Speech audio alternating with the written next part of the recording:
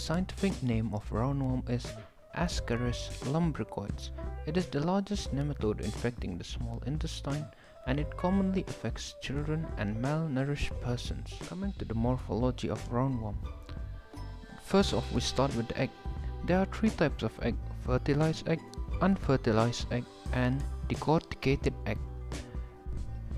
A decorticated egg is a fertilized egg without mammulated albuminous coat. Now, coming to the larva. There are 4 stages of the larva: L1, L2, L3, and L4. Now, the adult roundworm usually lives for 1 to 2 years. Coming to the structure of the roundworm. The mouth of the roundworm is 3-toothed lips, which have something like this. Now, the shape is cylindrical and the body is filled with a fluid called ascaron or ascaris. Now this fluid, when it leaks out in the human body, it causes an allergic reaction. What is the main difference between a male roundworm and a female roundworm? The male roundworm is usually shorter than the female roundworm.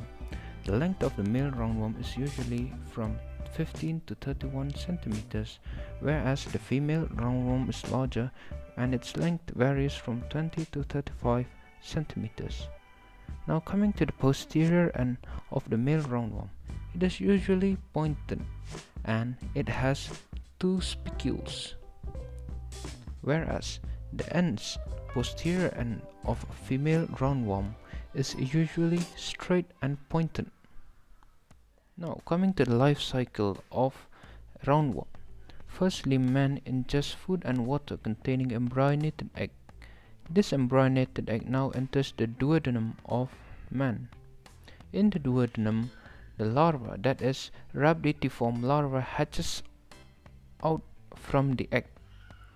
Now this larva penetrates the intestinal wall and enters the venous circulation, finally ending up in the lungs. Now from the lungs, the larva now goes to the sputum, which then enters the small intestine and develops into adult worms.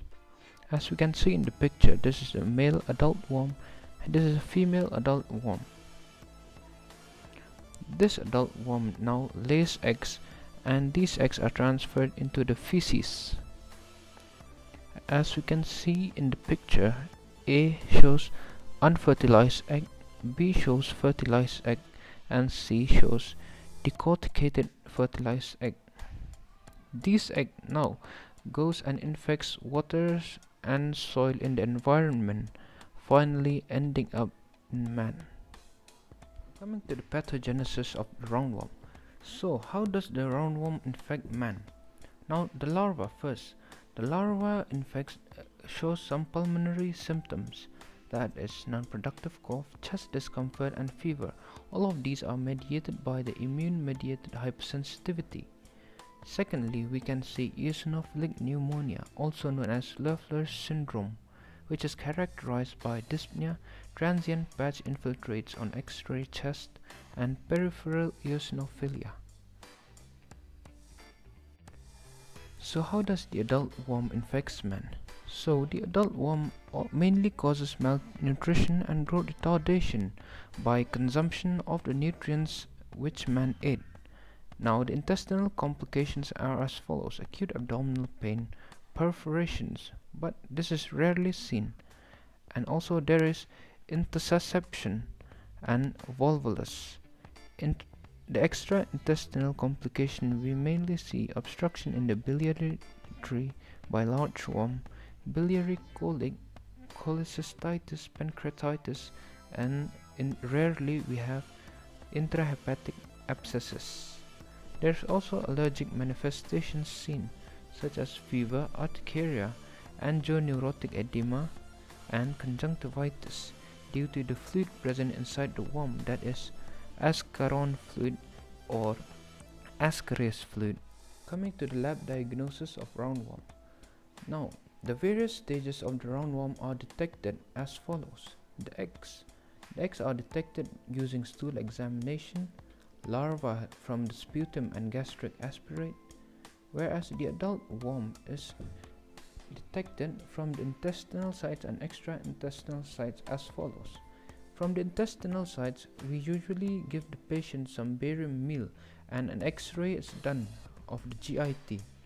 Now the worm usually shows parallel lines as they lie close to each other, and these lines are called as trolley car lines.